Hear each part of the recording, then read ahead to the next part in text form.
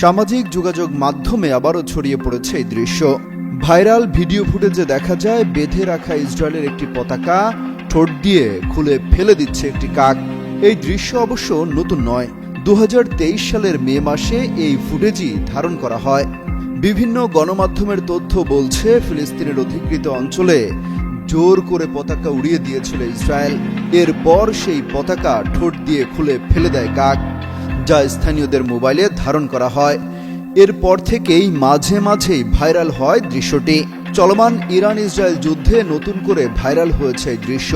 কেউ কেউ যাচাই না করে নতুন ভিডিও মনে করে সামাজিক যোগাযোগ মাধ্যমে শেয়ার দিচ্ছেন। সেই সময়কার ভিডিওতে অনেকে মন্তব্য করেন এটি একটি স্মার্ট ইসরায়েল বিরোধী কাক। আবার অনেকে মন্তব্য করেন ইসরায়েল যে আগ্রাসন চালাচ্ছে তা কাকও মেনে নিতে পারছে না।